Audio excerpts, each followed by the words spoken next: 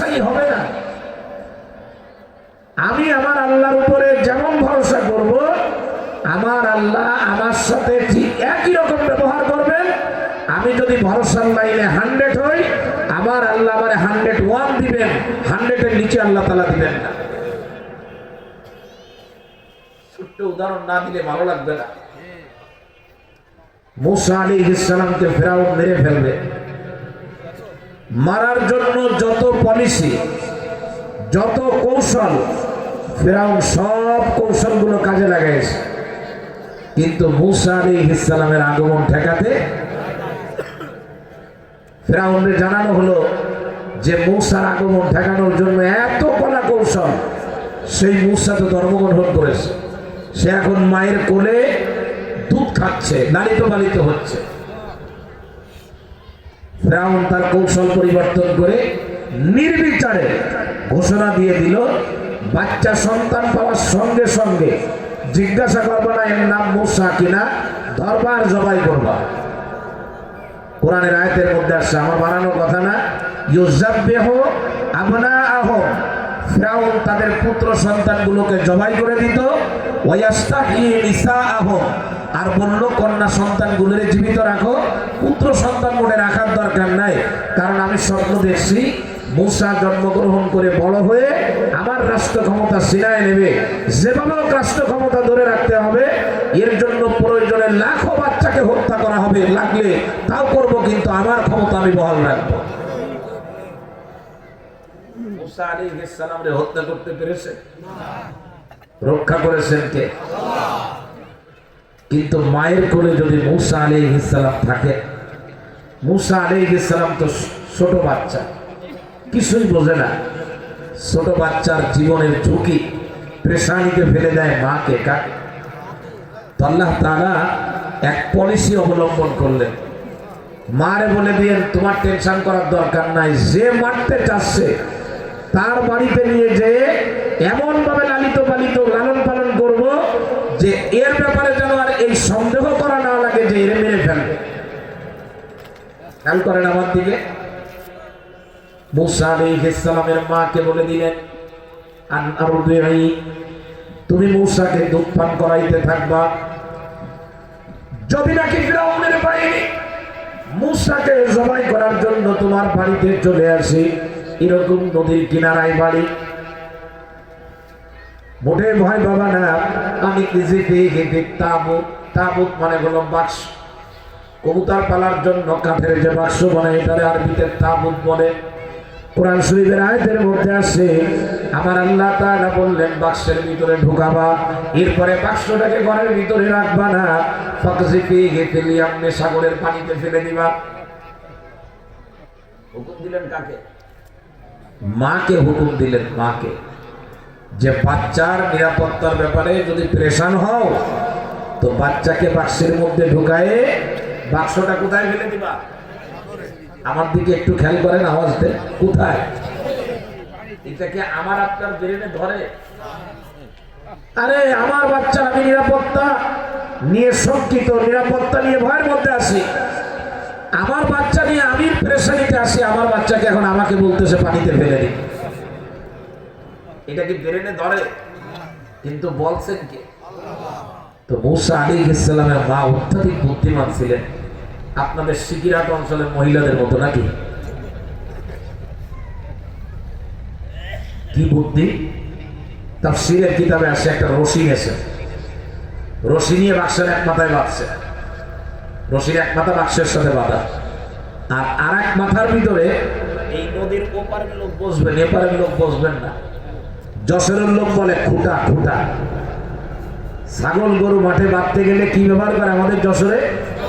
আমি যশোরের লোক, যশোরে কি ব্যবহার করে? আর এক দড়ির আর এক মাথায় হলো খুঁটা।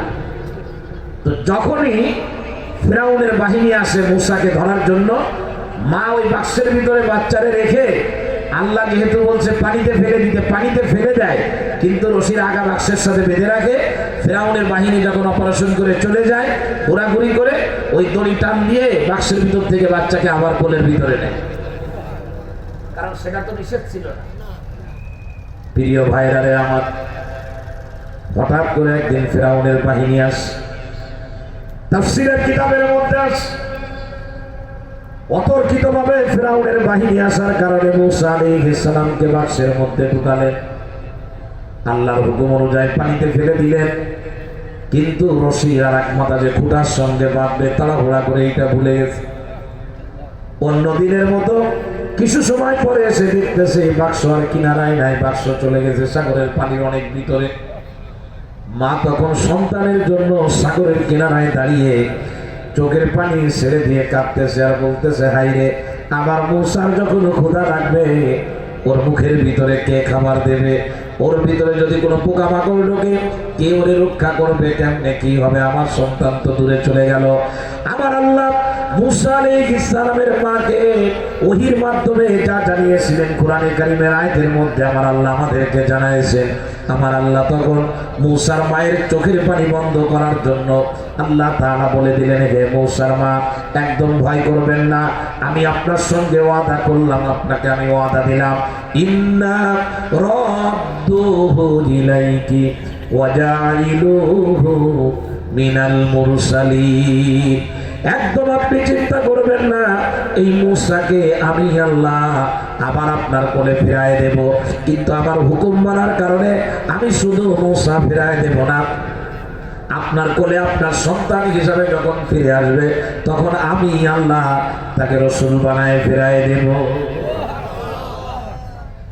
তো এখন এই বাক্স ভাসতেছে, কিন্তু বাক্স যাবে কোথায়?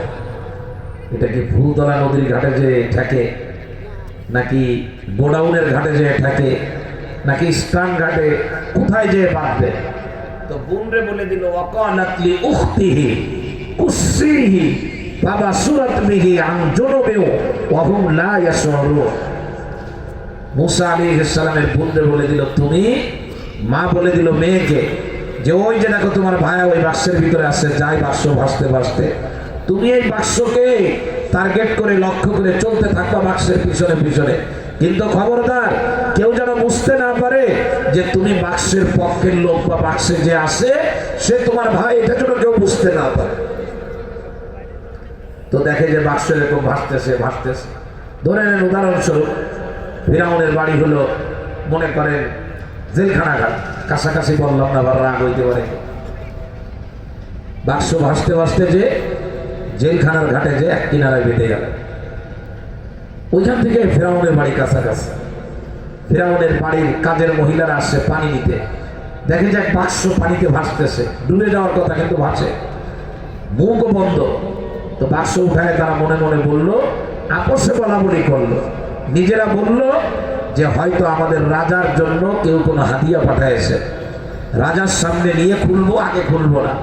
ফেরাউনের সামনে নিয়ে যখন বাক্সের মুখ খুলছে, প্রিয় ভাইরা, বিবি আসিয়ার মুখের বাণী তাফসীরের কিতাবে আসছে, বলে একবার আমি বাক্সের দিকে তাকাই আর একবার আকাশের সূর্যের দিকে তাকাই, আমার মনে হচ্ছিল সূর্যের থেকে বেশি আলো বাক্সের ভিতর থেকে বের হচ্ছে। ফেরাউন এই চেহারা দেখেই লাভ দিয়ে লোকজনকে বলল যে আমি যে বাচ্চাটাকে স্বপ্নে দেখেছি বড় হয়ে আমার রাষ্ট্র ক্ষমতা সিনায় নেবে, এই হলো সেই বাচ্চা, উকতুলুহু, তাড়াতাড়ি তোমরা এর হত্যা করো। ফিরাউনের লোকজন এখন মারবে, ঠেকাবেন কি আপনারা বলেন? মানে প্যান্ডেলের নিচে আল্লাহ বলতেছে, কিন্তু চার দোকানে যখন গল্প করেন তখন যদি বলা হয় যে আমরা নারায়ে তাকবীর আল্লাহু আকবারের স্লোগান দেব, বিপদ আসলে ঠেকাবেন কে? এ কথা কিন্তু সাত দোকানে হয় না। সাত দোকানে বললে হুজুরের কামড় আছে, বিপদে পড়ছে। কিসের কারণে বিপদে পড়ছে কথা বলে না।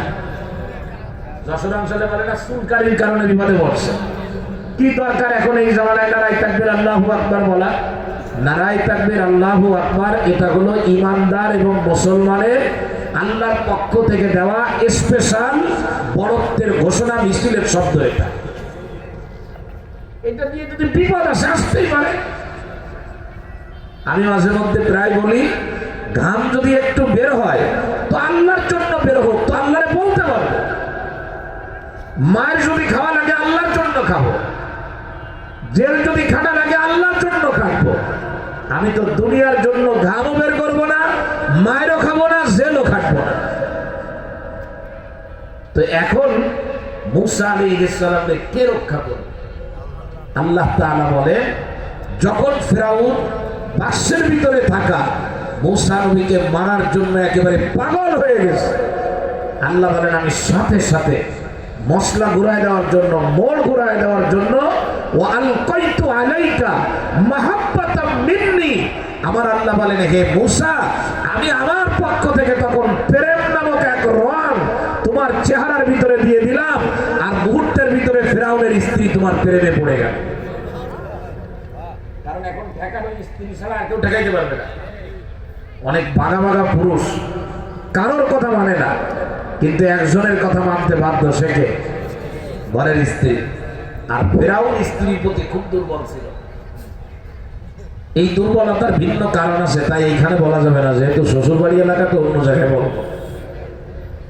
ওলামায়ে কিরাম জানেন এটা আমি এই জায়গায় বলতে চাচ্ছি না।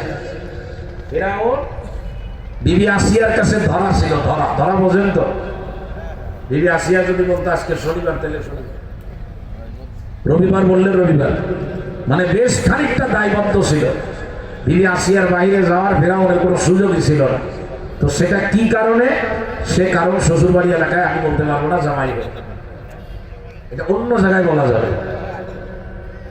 যে কারণে দুর্বল হয় সেই কারণে দুর্বল।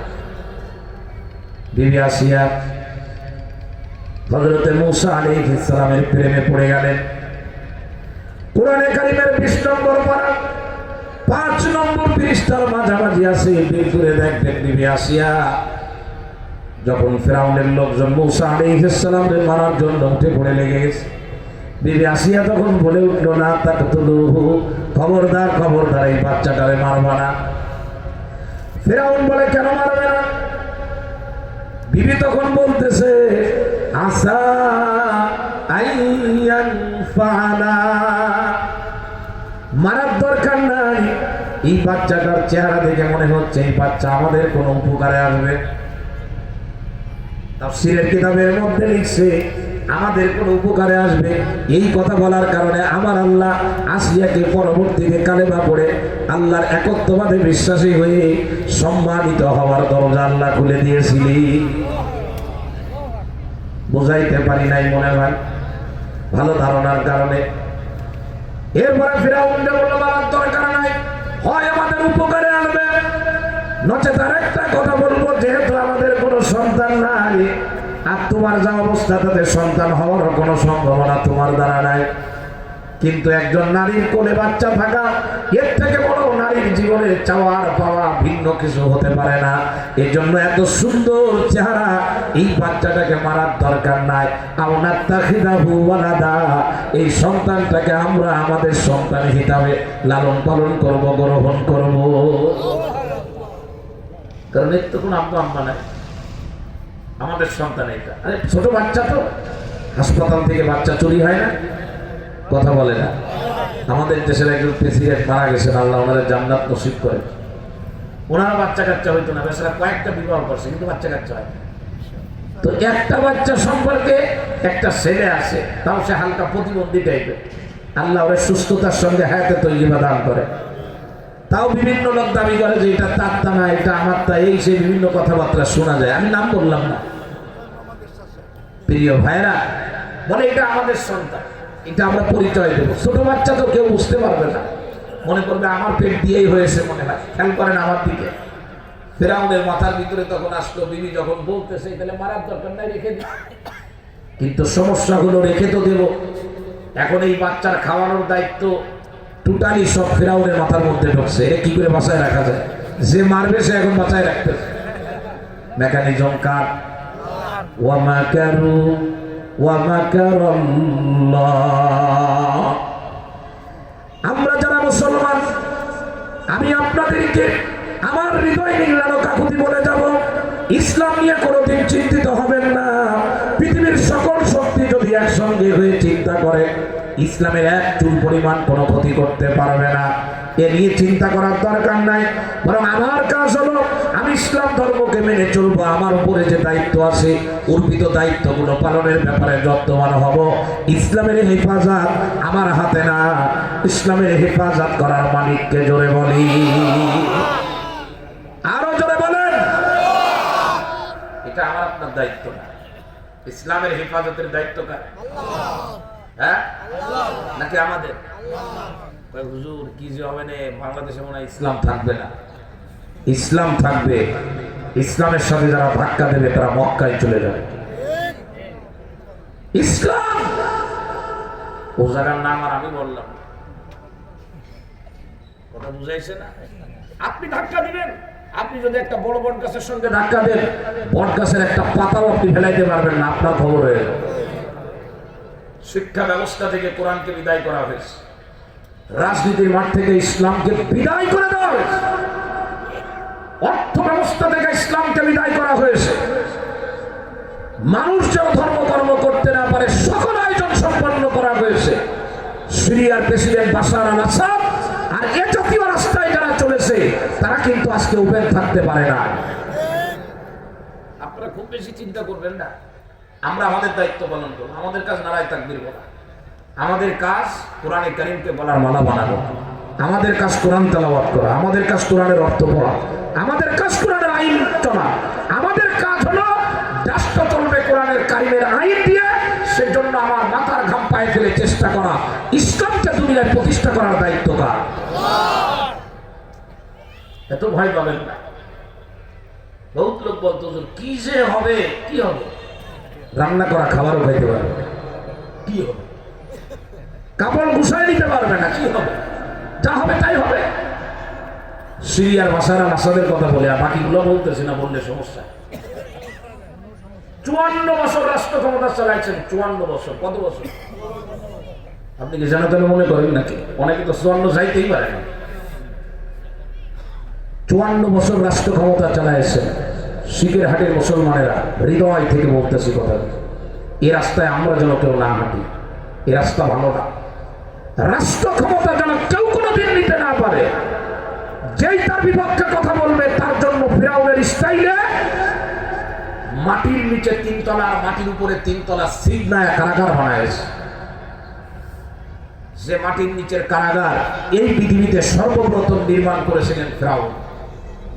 কোরআনে কারীমের 19 নম্বর পারা সূরাতুশ শুআরা 7 নম্বর পৃষ্ঠা, বাড়িতে যান কোরআন শরীফ খুলবেন, নিজে দেখবেন তাফসীরে জালালাইনে। ফিরাউনের কাছে যখন মূসা আলাইহিস সালাম কালেমার দাওয়াত দেন, বলে তুমি দাওয়াত বন্ধ করো না, তোমাকে জেলখানায় ভরবো। তো ফিরাউনের জেলখানা ছিল বড় মর্মান্তিক জেলখানা, তাহতাল আরদে, জমিনের নিচে। ওই জেলখানায় যারা রাখা হতো, লা ইয়াবসুরু ওয়ালা ইয়াসমাউ আহাদা, কারোর সাথে কথা হতো না, কারোর সাথে দেখা হতো না। দুর্বিষহ এক জেলখানার নাম ছিল ফিরাউনের জেলখানা, মাটির নিচে। আজকে পৃথিবীতে যারা সিগনায় কারাগার বানিয়েছেন সিরিয়ার মাটিতে, আর আমার মাতৃভূমি বাংলাদেশের আয়না ঘর বানিয়েছেন, এরা সব বংশ পরম্পরায় ফিরাউনের উত্তরসূরি। প্রিয় ভাইয়েরা, আল্লাহ দেখেন না? আল্লাহ দেখেন কিনা বলেন? মেরুদণ্ডের হাড় ভেঙে ভেঙে সিরিয়ার প্রেসিডেন্ট বাশার আল আসাদ মুসলমানদেরকে মাটির নিচে রেখেছে। মানুষগুলোকে এখন মাটির নিচ থেকে উদ্ধার করা হচ্ছে, সিগনায় কারাগার থেকে। মেরুদণ্ডের হাড় একটারও ভালো নাই। জিজ্ঞেস করা হয়েছে কি অবস্থা? ঠিক গ্রাম অঞ্চলে শোল মাছ বটি দিয়ে কাটার আগে বাড়ি মেরে শোল মাছের যেমন মেরুদণ্ড আগে ভেঙে দেওয়া হয়, সিরিয়ার প্রেসিডেন্ট বাশার আল আসাদ মনে করেছিল মুসলমানের মেরুদণ্ড ভেঙে দেব, কিন্তু পারে নাই। 54 বছরের রাষ্ট্র ক্ষমতা ফেলে বিড়ালের মতো ভিজা অবস্থায় পালিয়ে যাওয়া লেগেছে। আরো অনেক জায়গায় পালিয়ে গেছে, সবই আপনারা জানেন। পৃথিবীর অনেক দেশ আছে, প্রধান থেকে শুরু করে সবাই পালাইছে ইমাম ব্যয় দিয়ে। আল্লাহর ওয়াস্তে এ জাতীয় রাস্তায় আমরা কেউ হাঁটবো না, আমরা কারোর উপরে জুলুম করবো না। আমি যে কথা বলতেছিলাম অন্যদিকে চলে গেছে। তো এখন ফিরাউনের মাথায় চিন্তা হলো যে তুমি তো এই বাচ্চাটাকে নিজের বাচ্চা বানাইলে তো খাওয়াবো কি? এদিকে আমার আল্লাহ কোরআন শরীফের আয়াতের মধ্যে বলছে, আল্লাহ বলেন আগেই আমি আল্লাহ ওয়া হাররামনা আলাইহিল মারাদিয়া মিন ক্বাবলু, আগেই আমি আল্লাহ ফিরাউনের উপরে বুলাক মেরে রাখছি, মূসা আলাইহিস সালামের উপরে বুলাক মেরে রাখছিলাম যাতে মূসা কারো দুধ খাইতে না পারে। ফিরাউন ঘোষণা দিয়ে যাদের স্তনে দুধ ছিল মহিলাদেরকে একত্রিত করলো। মূসা আলাইহিস সালাম কারো দুধ খায় না। ফিরাউন পাগলের মতো হয়ে গেছে যে আমার সন্তান যদি কারো দুধ না খায় কিভাবে বাঁচাবো, পাগল হয়ে গেছে। যে মারবে সে এখন বাঁচানোর জন্য পাগল হয়ে গেছে। প্রিয় ভাইরা রে আমার, ফিরাউন যখন একেবারে প্রেসান হয়ে গেছে, যদি আমার এই বাচ্চা কারোর দুধ না খায় কেমনে বাঁচায় রাখবো? আমার আল্লাহর কৌশলের কাছে পৃথিবীর সমস্ত কাফের বেঈমানের কৌশল হলো মাকড়সার ঘরের মতো। কিসের মতো? কামাতালিল আনকাবুত। তাকায় দেখেন আমেরিকার দিকে, ওরা চাইছিল ফিলিস্তিন রে আগুনে পুড়ায় শেষ করে দেবে। আমার আল্লাহ ফিলিস্তিনকে 2 দিন আগে স্বাধীন করে দিয়েছেন, গাজার মানুষদেরকে। অন্যদিকে ক্যালিফোর্নিয়া আগুনে জ্বলে জ্বলে এখনো পর্যন্ত একেবারে শেষ হয়ে যাচ্ছে। সকল প্রযুক্তি ব্যয় করেও তারা আগুন নিভাতে পারে না। তার কারণ হলো যে আগুন ধরায় আমার আল্লাহ, আল্লাহ না নিভাইলে সেই আগুন কেউ নিভাইতে পারে না। প্রিয় ভাইরা রে আমার, ফিরাউন এখন অস্থির হয়ে গেছে। আমার সন্তান রেখে দুধ খাওয়াবে, এই সন্তানকে যদি দুধ না দিতে পারি সন্তান তো বাঁচবে না। ফিরাউন তখন লাফালাফি তাপাতাপি শুরু করে দিল। ওই যে গোপনে গোপনে আসছে দূর থেকে দেখতেছে বোন, এই বোন তখন ফিরাউনের সামনে হাজির হলো। হাজির হওয়ার পরে নিজের পরিচয় গোপন রেখে বোন সেদিন ফিরাউনকে লক্ষ্য করে যে কথা বলছিল কোরআনের আয়াতের ভিতরে আসছে, হাল আদুল্লুকুম আলা মাইয়াকুলুহু, আমি কি এমন একটা পরিবারের সন্তান বলে দেব যে পরিবার তোমাদের এই সন্তানের দায়িত্ব নিতে পারবে? ফিরাউন বলে অবশ্যই বলো। বলে তাহলে ওই পরিবারের প্রধান যে মহিলা আছে তারা আমি ডেকে নিয়ে আসি। মারে ডেকে নিয়ে গেল। ও মা, তুমি পরিচয় দিবা না? ভাই এখন তোমার কোলে উঠবে। কি সুন্দর সিস্টেম! মূসা আলাইহিস সালামের মা এখন রাষ্ট্র বঙ্গভবনে যাবেন, অতিথি হয়ে চলে গেলেন ফিরাউনের বঙ্গভবনে। বঙ্গভবনে যাওয়ার পরে ফিরাউন বলতেছে, দেখেন তো আমার বাচ্চাটা আপনার দুধ খায় কিনা। হযরত মূসা আলাইহিস সালামের মা মনে মনে বলতেছে, বাচ্চা কার সে আমি জানি। কথা বলে না? হ্যাঁ, বাংলাদেশের প্রেক্ষাপটে আমি 3রা আগস্ট উমরায় গেছিলাম। সম্ভবত ওই দিন ছিল 3 তারিখ, এরকমই হবে মনে হয়। মানে শুক্রবার আমাদের 0 পয়েন্ট এলাকায় মারামারি হলো। শনিবার ভোরবেলা আমি চলে গেলাম উমরায়। একটা দেশ ব্যক্তিকরণ, আত্মিককরণ, নিজের সম্পদ হিসাবে ব্যবহার করা যায়, যার নমুনা আমরা প্রত্যক্ষ করেছি। কে জানে কার মাধ্যমে কার অধঃপতন হবে, পতন ঘটবে। আল্লাহ তাআলার উপরে যেতে নাই। মালিকের সঙ্গে ধাক্কা ধাক্কি করে ফিরাউন টিকতে পারে নাই। আল্লাহর সাথে ধাক্কা ধাক্কি করে নমরুদ টিকতে পারে নাই। এই জামানায় এসে আমরা 60-70 বছরের হায়াত পাই, তার ভিতরে শুরুতে 20 বছর যায় খাইতে খাইতে আর একজনের বাড়িতে, আর শেষ দিকে 20 বছর যায় আর একজনের কাছে আশ্রয় নিতে নিতে। মাঝখানে 40 থেকে 60 বছর পর্যন্ত আপনি যদি মনে করেন যে আপনি বিশাল ক্ষমতার অধিকারী, আপনার মতো লোককে ধরা দিতে আমার আল্লাহ শনিবার মঙ্গলবার লাগে। আমি তো দুর্বল, আমার মতো দুর্বল আর কেউ আছে? সুস্থ মানুষ হাসপাতালে যাইতে কতটুকু সময় লাগে? আমি আল্লাহর সাথে বাড়াবাড়ি করবো না। মূসা আলাইহিস সালামের মা সামনে বাড়লে, আর ফিরাউনের আবেদনে ফিরাউনের সন্তান মূসা আলাইহিস সালামকে কোলে নিয়ে স্তনে মুখ লাগায় দিলেন। কয়েকদিন না খাওয়া তো পাইছে যে পাইছে, সারাদিন রোজা থেকে আপনারা যেমন প্লেটের ব্যাপারে ইফতারি পান, মানে কোনোদিন যদি না মানে ওই দিন মানে যে প্লেট চেটে খাওয়া খা সুন্নাত, ঠিক না? সারাদিনের পরে এত পরিমাণে পানি পান করে, প্লেটে কোনো কিছু থাকবে না, টোটাল প্লেট খাওয়া শেষ। বরং ডাইনে ভাবে তাকায় আর দেখে যে প্লেট কোনোটা অতিরিক্ত আছে কিনা। ইমাম সাহেব বলে খাবার নষ্ট করা জায়েজ না, এদিকে প্লেট ওইটা এদিকে দেয়, তাই না? তো কয়েকদিন না খাওয়া বাচ্চা যেই না স্তন পেয়েছে মায়ের স্তন, একেবারে হাউ মাউ করে খাওয়া শুরু করছে। ফিরআউন দীর্ঘ নিঃশ্বাস ছেড়ে বলতেছে, বড় মেহেরবানি করলেন, আমার বাচ্চাটাকে আপনি দুধ খাওয়াবেন। কে কারকে দুধ খাওয়াইছে? হ্যাঁ, বলে অমুক মাস্টার মাইন্ড, সে দৃষ্টির বাহিরে থেকে আন্দোলনকে পরিচালনা করেছে। মাস্টার মাইন্ড হলেন আমার আল্লাহ। বলেন কে? মাস্টার মাইন্ড অন্য কেউ না, আমার আল্লাহ। আমার আল্লাহ টকবগে যুবকগুলোরে রেডি করে দিয়েছে আপনার মতো জাল এবারে বিতাড়িত করার জন্য। যদি হুশ হয়, যারা যারা এতেকাবে বসছে একদম ভালো হয়ে তারপরে আসবে, বুকে জড়াই নেব, কোরআনের খাদেম হয়ে আসবে। দ্বিতীয়, আগামীর বাংলাদেশ কোরআনের বাংলাদেশ হবে, সেখানে আর কোন জালেম আমরা দেখতে চাই না। চেষ্টা করবো তো ইনশাল্লাহ আমরা। এখন দুধ খাওয়া শুরু করছে। মুসা আলাইহিস সালামের মা বললেন, আমি তো দুধ খাওয়াইতে পারবো, কিন্তু আমার তো বাড়ি আছে। কারণ একজন মহিলা তার বাচ্চাদের দুধ খাওয়ায়, গাড়িতে বসেও খাওয়ায়, ট্রেনে বসেও খাওয়ায়, অফিসেও খাওয়ায়, কিন্তু সব থেকে স্বাচ্ছন্দ্য বোধ করে নিজের বাড়িতে বসে খাওয়ানো। তো আল্লাহ তাআলা ওই যে ওয়াদা করছিলেন যে আমি ফিরাই দিবানে, আল্লাহ তাআলা সন্তানকে মায়ের কোলে দিলেন আর বলে দিলেন, আর কোনো ভয় নাই, নিশ্চিন্তে এখন লালন পালন করো। কারণ যে মারবে তার সামনে নিয়ে যেয়ে তারে কি বানায় দিয়েছে? রক্ষণাবেক্ষণকারী বানায় দিয়েছে। এবং দুধ খাওয়াইছেন এবং মাসে মাসে বেতন নেছেন। এটা মহিলাদের জন্য জায়েজ আছে। বাচ্চাদেরকে দুধ খাওয়ায় বাচ্চার পিতার কাছ থেকে যদি বেতন নেয়, ওয়ালাল মাউলুদি লাহু রিজকুহুন্না, এই এলাকার মহিলারা আজকে খুশি হয়ে যাবে। স্বামীরে বলবেন যে বাচ্চারা দুধ খাওয়াইতে পারে, আমার মাসে বেতন দেওয়া লাগবে। বাচ্চাকে দুধ খাওয়ানোর দায়িত্ব মার না বাপের। সব খরচ কে বহন করবে? পিতা বহন করবে। পিতার দায়িত্ব এটা। মহিলারা যদি বলে তোমার বাচ্চাকে আমি দুধ খাওয়াবো, তুমি আমাকে মাসে মাসে টাকা দিবা, এটা আমি দিতে বাধ্য। নারীর যে দাম, নারীর যে মূল্য আল্লাহ তাআলা দিয়েছেন, এটা আর কেউ দিতে পারবে না। কিন্তু আমাদের মহিলারা বোঝে না। ওরা চিন্তা করছে বাড়ি বসে খাবো না, ট্রাকের ইট আনলোড করে খাবো, লোড আনলোড করবো ট্রাকে ইট, এরপরে স্বাচ্ছন্দ্যময় জীবন যাপন করবো। আরে মহিলাদেরকে আল্লাহ ইট উঠানোর নামানোর জন্য বানায় নাই, মহিলাদেরকে বানাইছেন মহিলা হলো ঘরের ভিতরে থাকবে, রমণী রানী হয়ে থাকবে, যা চাবে তাই এনে দিতে স্বামী বাধ্য।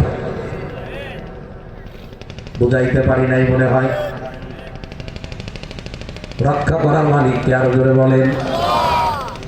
ইসলাম নিয়ে চিন্তা করবেন না। আপনি চিন্তা করবেন যে আমার উপর ইসলামের যে দায়িত্ব আছে সেটা আমি ঠিক মতো পালন করি কিনা, এটা হলো আপনার চিন্তা, আমার চিন্তা। এই চিন্তা আমি করবো না যে ইসলাম থাকে কি না থাকে। এই মর্মে একটা ঘটনা, সময় তো কম, তারপরেও বলে যায়। সূরাতুল ফিল আপনাদের এলাকায় আছে নাকি? আলাম তারা কাইফা ফাআলা রাব্বুকা বিআসহাবিল ফিল, এই নামে একটা সূরা আপনাদের এলাকায় আছে কি? এই সূরা তাফসীরের মধ্যে, তাফসীর ইবনে কাসির আরবিটায় স্পষ্টভাবে একটা কথা লেখা আছে।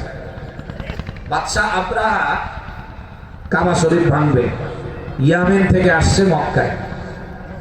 তো এসেই কাবার উপরে হামলা করে নাই, বরং মিনার ময়দানে তাবু গাড়ছে। তাবু গেড়ে হামলা করার কিছু পলিসি আছে, মানে কৌশল আছে। তো বাদশাহ আবরাহা একটা দল রেডি করলো যে তোমরা আগে যাবা, কুরাইশদের যত উট আছে আর ঘোড়া আছে এইগুলো সব তোমরা আগে গসব করে নিয়ে আসবা, মানে ছিনতাই করে আনবা। কোন লোককে যদি আপনি পরাজিত করতে চান, আগে তাকে দুর্বল করে দিতে হবে। আর মানুষ দুর্বল হয় যখন তার যানবাহন কেড়ে নেওয়া হয়। কথা বুঝাইতে পারি না। পুলিশ আর রাজনৈতিক লিডারদের যখন মারামারি হয়, পুলিশের হাতে যে লাঠি থাকে, পুলিশ কিন্তু কোনোদিন মাথায় বাড়ি মারে না। দেখছেন কিনা জানি না, বাড়ি মারে কোন জায়গায়? বিগত 17-18 বছর তো দেখছি, 15-16 বছর বাড়ি মারে সব হলো হাঁটুর নিচে। পুলিশের বাড়ি মারার সিস্টেম এইটা। আমার এক দুলাভাই আছে পুলিশ, আমি বললাম দুলাভাই আপনারা পায়ে মারেন কেন? বলে এটা টেকনিকে বলে দেয়, শত্রুকে ঘায়ল করার জন্য বাড়ি কোথায় দিতে হবে। হ্যাঁ, কথা বুঝাইতে পারি নাই মনে হয়। আমি শেষ করে দেবো, লম্বা করবো না। প্রিয় ভাইরা যারা আসছেন সবাই কথা বলবেন, অতিথিবৃন্দ আসছেন। তো এখন আমার দিকে একটু খেয়াল করেন। তো আব্রাহা বলল কুরাইশের যত উট আছে আর ঘোড়া আছে সব আগে নিয়ে আসো। তো নিয়ে গেছে সব। এরপরে একজন প্রতিনিধিকে পাঠাইছে আব্দুল মুত্তালিবের কাছে। খেয়াল করতে হবে, এটা শুনলে আপনাদের ইসলাম যে কেউ বিদায় করতে পারবে না এই বিশ্বাস আপনাদের ভিতরে বদ্ধমূল হবে। এই জন্য বলতেছে, এই ঘটনা যখন পড়ছে তখন আন্ডারলাইন করে রাখছে যেটা বলা দরকার। তো এখন বাদশা আব্রাহা একজন প্রতিনিধি পাঠালো। বাবা মাইকের অপারেটর কোন দিকে আছে? বাবা মাইক অপারেটর আছে? এই বাবা মাইকের অপারেটরকে একটু আসো তো, আমার দিকে খেয়াল করেন। তো বাদশা আব্রাহা একজন প্রতিনিধি পাঠালো আব্দুল মুত্তালিবের কাছে, রসুলের দাদার কাছে। কার কাছে? যিনি তদানীন্তনকালে কাবা শরীফের দায়িত্বপ্রাপ্ত রক্ষণাবেক্ষণকারী ছিলেন, মুতাওয়াল্লি। খেয়াল করেন আমার দিকে।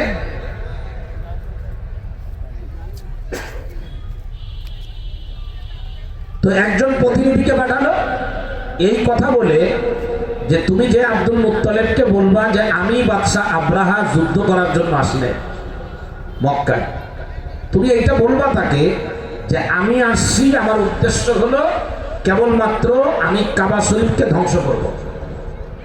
যদি তোমার প্রশ্ন করে কেন ধ্বংস করব, তুমি বলে দিও যে বাদশা আব্রাহা ইয়ামেনে একটা কাবা বানায়ছে, লোকজন এই কাবায় যেন তো না করে ইয়ামেনে যায়, এই জন্য এটাকে উনি ধ্বংস করে দেবেন।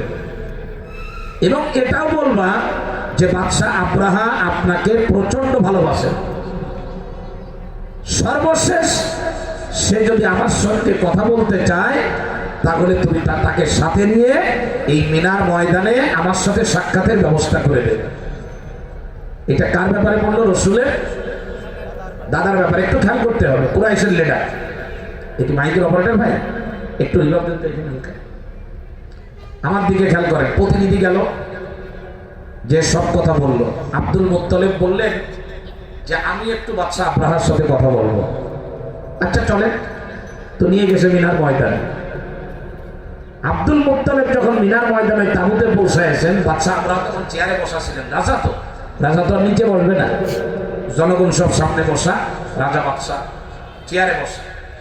আব্দুল মুত্তালিবরে দেখে চেয়ারেতে লাফ দিয়ে ওই জমিনের মধ্যে বসে বাদশা আব্রাহা।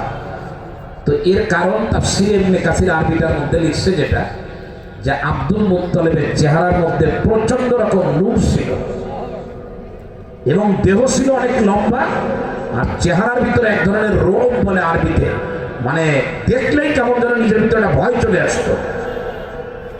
তো বাদশা আব্রাহা এই সুন্দর চেহারা, লম্বা বডি, এই সুদর্শন যুবক দেখে, মানুষটারে দেখে বাদশা আব্রাহা চেয়ারের থেকে নেমে নিচে বসছে সম্মানার্থে। এবার দুজন মুখোমুখি বসে গল্প করে। বাদশা আব্রাহা বলে আমি আপনাকে প্রচন্ড ভালোবাসি। ভাই লাইটটা বন্ধ করে। বলে আমি আপনাকে প্রচন্ড ভালোবাসি। বলে হ্যাঁ ঠিক আছে, আমি আপনার সাথে যুদ্ধ করতে আসি নাই, আপনারা না খেয়াল করে না শুনলে বুঝবেন না, মজাদার জায়গা। তো বাদশা আব্রাহা যখন এই সব কথা বললো যে আমি আপনারে ভালোবাসি, আমি যুদ্ধ করার জন্য আসি নাই। বলে আসছেন কেন? বলে কাবা শরীফ ভাঙবো, আর কোনো কাজ নাই, আমার ভেঙে দিয়ে চলে যাব। তো বাদশা আব্রাহা বলতেছে আব্দুল মুত্তালিবকে, আমি তো আমার উদ্দেশ্যের কথা আপনাকে জানালাম যে আমি কাবা ভাঙতে আসছি, তো এই ব্যাপারে আপনার কোনো মতামত আছে কিনা? কাকে বলতেছে? কথা বলে না, রসুলের দাদাকে বলছেন। আপনারা যদি আমি আপনাদেরকে প্রশ্ন করি, এইরকম পজিশনে এসে, আলোচনার এইরকম পর্যায়ে এসে আব্দুল মুত্তালিব কি কাবার কথা বলবে না অন্য কথা কোনো কথা বলবে? আব্দুল মুত্তালিব বলা দরকার যে কাবা ভাঙেন না, ওইটা আল্লাহ করে, এরকম বলার দরকার না। কিন্তু আব্দুল মুত্তালিব তা বলেন না। আব্দুল মুত্তালিব বলল যে আপনি কাবা ভাঙবেন না কি ভাঙবেন সেটা আপনার ব্যাপার, তবে আমার একটা দাবি আছে, আমি তো কোনো অন্যায় করি না। আমার যে 200 উট নিয়ে আসছে আপনার লোকজন, আমার উটগুলো আমার আগে ফেরত দেন। তো যখনই বলছে আমার উট আমার ফেরত দেন, তো বাদশা আব্রাহা তখন ওই মাটির থেকে উঠে চেয়ারের মধ্যে আবার বসছে আর বলতেছে আপনারা দেখে নিচে বসে ভুল করছি, আপনারা যা মনে করছিলাম আপনি অত আল্লাহওয়ালা না, আপনি কাবার কথা না বলে উটের কথা বলেন, আপনি তো দুনিয়াদার। বুঝাইতে পারি নাই মনে হয়। সেদিন আব্দুল মুত্তালিব বাদশাহ আব্রাহার এ ধরনের আপত্তির মুখে যে কথা বলেছিলেন তাফসীরের কিতাবের মধ্যে সেইটা কোট করা হয়েছে। আব্দুল মুত্তালিব বলল, ও বাদশাহ আব্রাহা, তুমি আমারে চেনো না, আমি তোমার কাছে উট চাইলাম, কাবার কথা বললাম না, এতে তোমার খারাপ লাগছে তাই না?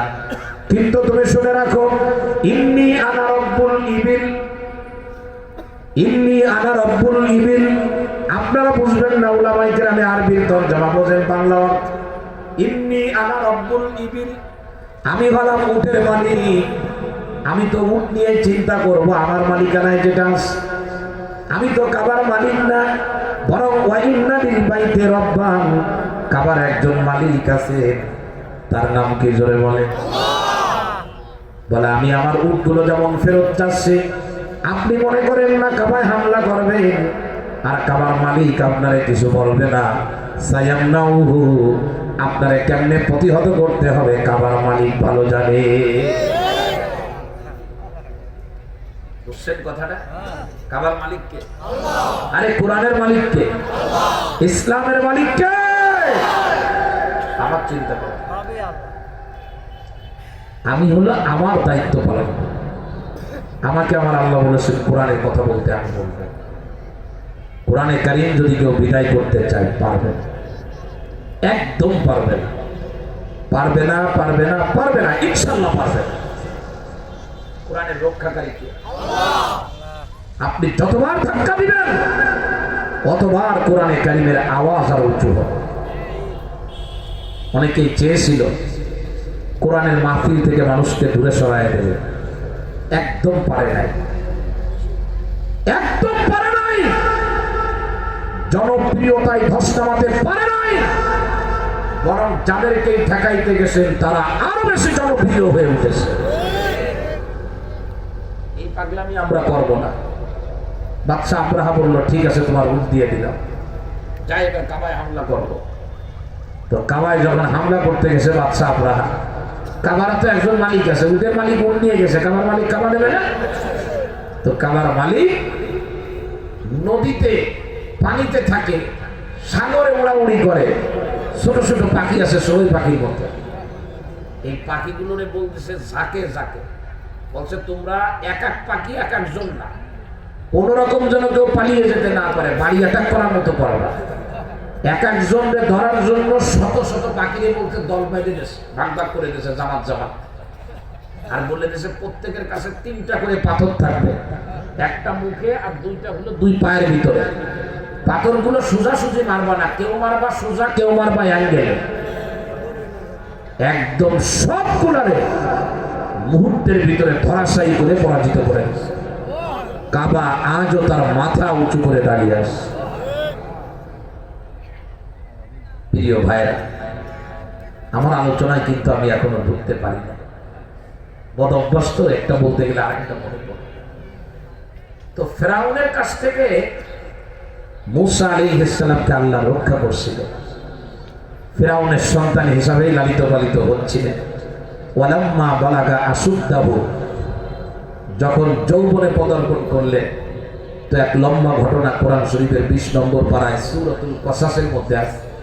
এক লম্বা ঘটনার প্রেক্ষাপটে হযরত মূসা আলাইহিস সালাম ফিরাউনের দেশ থেকে পালিয়ে পাশের দেশ মাদিয়ান যেতে বাধ্য হয়েছিলেন। মাদিয়ানের রাষ্ট্র ক্ষমতায় ছিলেন হযরত শুআয়ব আলাইহিস সালাম। সুদীর্ঘ 10 বছর দেশের বাইরে ছিলেন। কয় বছর? অনেকেই কিন্তু দেশের বাইরে আছে, দেখা দরকার কবে ফেরে। সুদীর্ঘ 10 বছর ধরে দেশের বাইরে থাকলেন, বিবাহ করলেন শুআয়ব আলাইহিস সালামের মেয়েকে। আল্লাহ তাআলা বললেন, হে মূসা, এইভাবে তো দেশের বাইরে থাকলে হবে না, তোমাকে তো আমি নবী বানাইছি, রাসূল বানিয়েছি। ইযহাব ইলা ফিরাউন, ফিরাউন খুব সীমা লঙ্ঘন করতেছে, মানুষের উপরে জুলুম করে, নির্যাতন করে, তুমি যাও ফিরাউনকে যে কালেমার দাওয়াত দাও। স্ত্রী সহ মাদিয়ান থেকে রওনা হয়ে দীর্ঘ পথ পাড়ি দিয়ে ফিরাউনের রাজ দরবারে এসে পৌঁছালেন মূসা আলাইহিস সালাম। আল্লাহকে সব বলেছেন, হে আল্লাহ, তুমি আমার কাছে, আমাকে যার কাছে পাঠাচ্ছ, আমি তো তার এক মার্ডার কেসের আসামি। সে অর্ডার জারি করে রাখছে আমাকে পেলেই হত্যা করবে। আল্লাহ তাআলা বললেন যে কখনো পারবে না, আমি তো ইন্না মাআকুমা তুমি আর তোমার ভাই, তোমাদের দুজনের সঙ্গে আমি থাকবো, আমি দেখবো যে সে কি বলে আর কি করে, যাও তুমি দাওয়াত দাও। তো আল্লাহ তাআলা মূসা আলাইহিস সালামকে বললেন যে ফিরআউন হয়তো বিশ্বাস করতে চাবে না যে তুমি নবী, যেহেতু তুমি তো তার রাজ দরবারে লালিত পালিত হয়েছো।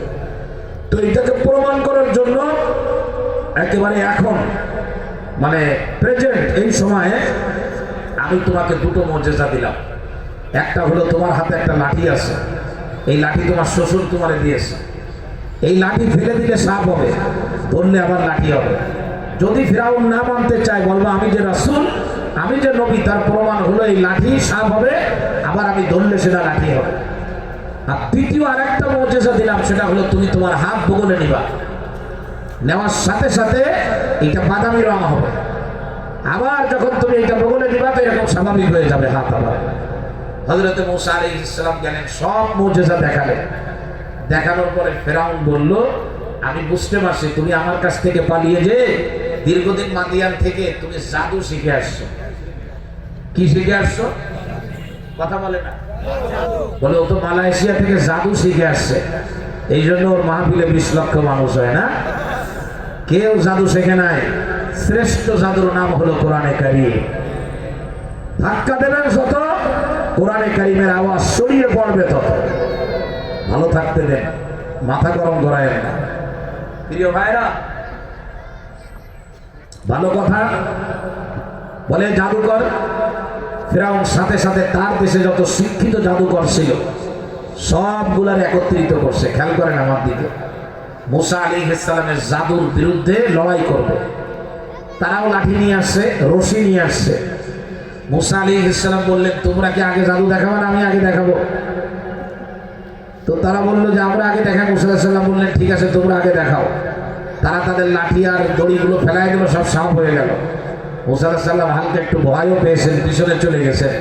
আল্লাহ বললেন, আকবিল ওয়ালা তাখাফ, আরে ভয় পেও না, সামনে যাও, তুমি বিজয়ী হবে, তোমার হাতের লাঠি ফেলাও। মূসা আলাইহিস সালাম লাঠি ফেলাই দিলেন। বাংলাদেশের টেকনাফ থেকে তেতুলিয়া পর্যন্ত লক্ষ যুবক পাগলের মতো তোমরা এক জায়গায় চলে যাবে। লাঠি ফেলাই দিলে সাপ হয়ে গেছে, সাপের একটা মুখ বড় করছে, করার সাথে সাথে টুকরো টুকরো লোহা যদি কোথাও ফেলানো থাকে আর মাঝখানে যদি একটা বড় সম্মুখ ফেলান, এই লোহাগুলো যেমন সব এসে সম্মুখের সঙ্গে সুন্নাত তরিকায় সাক্ষাৎ করে, সমস্ত জাদুকরের বানানো সাপ মূসা আলাইহিস সালামের সাপের ভিতরে ঢুকে গেল। তখন এই জাদুকররা সাথে সাথে সেজদায় পড়ে গেছে। কোথায় পড়ে গেছে? কথা বলে না, সেজদায় পড়ে বলল, আমরা মূসার প্রতি ঈমান আনলাম, মূসার রবের প্রতি ঈমান আনলাম। ফিরআউন তোমারে আর কোনোদিন আমরা রব বলবো না। ফিরআউন বলে, বুঝতে পারছি তোমরা সব হলে ছাত্র, মূসা হলো তোমাদের শিক্ষক, এই তোমাদেরকে জাদু শিখায়, আমি তোমাদেরকে শাস্তি দেব। এটাই হলো আজকের আমি যে আলোচনা করেছি, সেই শাস্তি হলো ওয়া ইন্না ফিরআউনা লাআলিন ফিল আরদি। যদি সম্ভব হয় আপনারা কোরআন শরীফের এই জায়গা থেকে একটু পড়বেন, পড়লে দেখবেন নামাজ পড়তে ভালো লাগবে, পড়লে রাতের বেলায় তাহাজ্জুদ পড়তে ভালো লাগবে। এই বর্ণনা যদি পড়েন ইসলামী রাজনীতি করতে আপনাদের ভালো লাগবে। এই বর্ণনা যদি পড়েন কোরআনের কথা বলতে আপনাদের ভালো লাগবে। এই বর্ণনা যদি আপনারা পড়েন, খোদার কসম করে বলি, কোরআন দিয়ে রাষ্ট্র চালানোর এক স্পৃহা আপনাদের মধ্যে জাগ্রত হবে। ফিরআউন এবার হাত কাটে আর পা কাটে, ডান হাত কাটলে বাম পা কাটে, বাম হাত কাটলে ডান পা কাটে, এইভাবে করে শাস্তি দিতে শুরু করে দিল। তখন মূসা আলাইহিস সালামকে তার অনুসারীরা এসে বলতেছে, এখন আমরা কি করব বলেন? হযরতে মূসা আলাইহিস সালাম তখন যে কথা বলছিলেন, খুলনার মুসলমানেরা, এ ফুলতলার মুসলমানেরা হৃদয় নিরানো দাবি থাকবে, কোনো কথা মানার দরকার নাই। এই আয়াতটা শুধুমাত্র আজকে বাড়িতে নিয়ে যাবে। এমন এক ক্রাইসিস মুহূর্ত, কঠিন মুহূর্তে যখন তারা বলল আমাদের কি করণীয়, হযরতে মূসা আলাইহিস সালাম তখন বললেন যে আল্লাহকে মানার কারণে, যে আল্লাহর প্রতি ঈমান আনার কারণে তোমাদের উপরে এই নির্যাতনের স্টিম রুলার চালানো হচ্ছে। তোমরা এই মুহূর্তে আমেরিকায় যেও না, মোদিজির কাছে তোমরা যেও না, ইন্ডিয়ায় যেও না, বরং তোমরা যদি টিকে থাকতে চাও ফালাইহি তাকাতাওয়াক্কালু, তোমাদের উচিত হলো এই পরিস্থিতি মোকাবেলায় একমাত্র তোমরা আল্লাহর উপরে ভরসা করো। আল্লাহর উপরে ভরসা বাড়ানো কার উপরে করে বলেন? বিজয়ের জন্য মুসলমানের একটাই গুণ অর্জন করা দরকার। মুসলমান ভরসা করবে কার উপরে? জোরে বলেন। জো বাইডেনের উপরে না, পাকিস্তানের উপরে না, পৃথিবীর কোন ক্ষমতাধরের উপরে মুসলমান ভরসা করতে পারে না। যুদ্ধের ময়দানে, লড়াইয়ের ময়দানে, পরীক্ষার ঘরের ভিতরে, আর ব্যবসার ময়দানে বলেন, রাজনীতির ময়দানে বলেন, মুসলমান কেবলমাত্র একজনের উপরে ভরসা করবে। তার নাম কি? জোরে বলে। হযরতে মূসা আলাইহিস সালাম বললেন, ফালাইহি তাওয়াক্কালু, তোমাদের কাজ হলো তোমরা আল্লাহর উপরে ভরসা করো। ইন কুনতুম মুসলিমিন, যদি তোমরা আত্মসমর্পণ করে থাকো আল্লাহর দিকে, আল্লাহর উপরে ভরসা করে থাকো, ফিরাউন কিচ্ছু করতে পারবে না। মূসা আলাইহিস সালামের অনুসারীরা সঙ্গে সঙ্গে ঘোষণা দিয়ে বলল, হে মূসা, তুমি শুনে রাখো, ফাকালু আলাল্লাহি তাওয়াক্কালনা, তুমি আমাদেরকে বলেছো পরিস্থিতির মোকাবেলায় আল্লাহর উপরে ভরসা করতে, আমরা সবাই আল্লাহর উপরে ভরসা করলাম। প্রিয় ভাইরা, একগুলি আপনারা পড়বেন, শুধু আল্লাহর উপরে ভরসা করা তাই না, তাহলে এখন সাহায্য কার কাছে চাইতে হবে? জোরে বলেন। এবার তারা আল্লাহর উপরে ভরসা করার ঘোষণা দিয়ে বলল, রব্বানা লা তাজআলনা ফিতনাতাল লিল কওমিজ জালিমিন, আল্লাহ ফিরাউনের মতো জালেমের হাত থেকে তুমি আমাদেরকে বাঁচাও। ওয়ানাজ্জিনা বিরহমাতিকা মিনাল কওমিল কাফিরিন, আল্লাহ তুমি জালেম সম্প্রদায়ের জন্য আমাদেরকে পরীক্ষায় ফেলে দিও না, এদের জুলুম আর নির্যাতনের হাত থেকে আল্লাহ তুমি আমাদেরকে বাঁচাও। আল্লাহর উপরে ভরসা করে বান্দা যখন দোয়া করে, আমার আল্লাহর তখন দায়িত্ব হয়ে যায় বান্দারে সাহায্য করা। এই মানুষগুলো যখন আমরা বললাম আমরা আল্লাহর উপরে ভরসা করলাম, এরপরে যখন দোয়া করলো, সঙ্গে সঙ্গে তাদের দোয়া কবুল হয়ে গেল। আর আমার আল্লাহ তাআলা তখন মূসাকে বললেন, ওয়াহাইনা ইলা মূসা, আল্লাহ বলেন আমি মূসারে বলে দিলাম, ওয়াখিহি, এবং তার ভাইকে বলে দিলাম, এই মানুষগুলো নির্যাতনের শিকার, এদেরকে আর এই জায়গায় রাখা যাবে না। আনতাবাওয়া লিকওমিকুমা বিমিসরা বুয়ুতা, এই জায়গা থেকে, তার মানে ইরাকের একটা অঞ্চল, এই অঞ্চল থেকে তুমি তোমার লোকগুলো নিয়ে সোজা মিশরে চলে যাও, মিশরে যে নতুন করে আবার ঘর বানাও, আর এদের নিয়ে বসবাস শুরু করো। কিন্তু শুনে রাখো, মিশরে যে যাবা, ওই জায়গায় যে ঘর বানাবা, প্রত্যেকটা ঘরকে ওয়াজআলু বুয়ুতাকুম কিবালাতা, প্রত্যেকটা ঘরকে মসজিদ বানাবা। কি বানাবা? কি বানাবা? প্রত্যেকটা ঘর যেন মসজিদ হয়, ওই ঘরের ভিতরে বাইতুল মুকাদ্দাসের দিকে নামাজ পড়া। প্রত্যেকটা ঘরকে কি বানাইতে বললেন? আগামীর বাংলাদেশ যদি কোরআনের বাংলাদেশ বানাইতে চান, বিশ্বাস করেন আমেরিকা মুসলমানের চাহিদা পুরা করবে না, ইন্ডিয়া, পৃথিবীর কোন রাষ্ট্র বাংলাদেশে ইসলামী রাষ্ট্র হোক, কোনোদিন তারা এই চাহিদা আমাদের পুরা করতে দেবে না। আমি আজকে আপনাদেরকে হৃদয় নিম্ন দাবি জানায় যাব, বাংলাদেশ, আগামীর বাংলাদেশ হবে কোরআনের বাংলাদেশ। তার জন্য সর্বপ্রথম আমাদের প্রস্তুত হতে হবে, আমাদের পরিবার থেকেই শুরু হবে। প্রত্যেকটা পরিবার হবে কোরআনের মাদ্রাসা, প্রত্যেকটা বাজার হবে মাদ্রাসা, প্রত্যেকটা কমিটি হবে মাদ্রাসা, প্রত্যেকটা জায়গার ভিতরে কোরআনে কারিমের তেলাওয়াত হবে, কোরআনের দার্স হবে। কোরআনের আইনের বাইরে আমি যাব না, আমার স্ত্রী যাবে না, আমার সন্তান যেতে পারে না। আমার এলাকার ভিতরে সর্বপ্রথম যদি আমি কোরআনের আইন ফিরায় আনতে পারি, মাতৃভূমি বাংলাদেশ কোরআনের বাংলাদেশ হবে, পৃথিবীর কোন শক্তি ঠেকাইতে পারবে না। সুতরাং আমরা আমাদের ঘরকে কোরআনের ঘর বানাবো তো ইনশাআল্লাহ, বানাবো তো ইনশাআল্লাহ, নামাজের ঘর বানাবো তো ইনশাআল্লাহ। আমার যেন ফজরের নামাজ ছুটে না যায়, আমার কাছ থেকে যেন কোরআনে কারিম কেউ কেড়ে নিতে না পারে। আমি যদি 100 বছর রাজনীতি করা লাগে, মেম্বার হতে পারবো না, চেয়ারম্যান হতে পারবো না, এমপি হতে পারবো না, আমি জানি, তবে 100 বছরের রাজনীতি কোরআনের রাজনীতি চেষ্টা করবো তো ইনশাআল্লাহ আমরা। আল্লাহ তাআলা বললেন যে প্রত্যেকটা ঘরকে কিবলা বানাবা, মসজিদ বানাবা, আর আকিমুস সালাত, নামাজ কায়েম করবা। তো এখন মূসা আলাইহিস সালাম লোকজন নিয়ে মিশরে চলে গেলেন, মিশরে যে ঘর বানালেন ওইভাবে প্রত্যেকটা ঘর হলো বাইতুল মুকাদ্দাসের দিকে নামাজ পড়া। আল্লাহ তাআলা এবার ফিরাউনের বিরুদ্ধে অ্যাকশন দিলেন। সেই অ্যাকশনের খবর তো আপনাদের জানা আছে না? আপনাদের বাসায় আছে না? আল্লাহ তাআলা মূসা আলাইহিস সালামকে পার করে নিয়ে গেলেন। যখন রওনা হবেন, ফিরাউন পিছন থেকে তাড়া করছে। তো আল্লাহ তাআলা মূসা আলাইহিস সালামকে পানির উপর দিয়ে কুদরতিভাবে পার করলেন, আর ওই একই পানিতে ফিরাউনকে এবং ফিরাউনের বাহিনীকে চুবায়ে চুবায়ে নির্মম ভাবে ইতিহাস তৈরি করে আল্লাহ দুনিয়া থেকে বিদায় করে। কিন্তু ওই আল্লাহ মনে হয় এখন নাই, পরে ট্রান্সফার হয়ে গেছে নাকি? ওই আল্লাহ আছেন, শুধু আমাদের তৈরি হওয়া দরকার। আমরাও যদি আল্লাহর হুকুমের সামনে মাথা নত করে দিই, পৃথিবীর কোন জালেম কোনোদিন আর জালেম হয়ে ফেরত আসতে পারবে না ইনশাআল্লাহ। আমরা চেষ্টা করবো তো ইনশাআল্লাহ। কে কে রাজি আছেন যে কোরআনে কারিমের তেলাওয়াত শিখব ইনশাআল্লাহ? নারায়ে তাকবীর। কোরআনের আইনের কাছে আমরা মাথা নত করবো তো ইনশাআল্লাহ। আল্লাহ তাআলা আপনাদের সকলকে তৌফিক দান। 9টা পর্যন্ত সময় বলছিলাম যে পরিস্থিতি ভালো হলে 9:15 পর্যন্ত। আমার আসলে ওইদিকে একটু ব্যস্ততা আছে, আর এত পরিমাণ স্পিড ব্রেকার, টাইমও লেগে যাবে অনেক। একদম আমি 31 নম্বর ওয়ার্ডে যাব, খুলনার ওই মাথায়। এই জন্য আমি আর সময় নেব না। আপনারা কেউ কষ্ট পাননি তো আমাকে মাফ করে দিবেন। আমি একটা আমল দিয়ে গেলাম, সেটা পরিস্থিতির মোকাবেলায় একজনের উপর ভরসা করবো। তার নাম কি জোরে বলেন? আরো জোরে বলেন।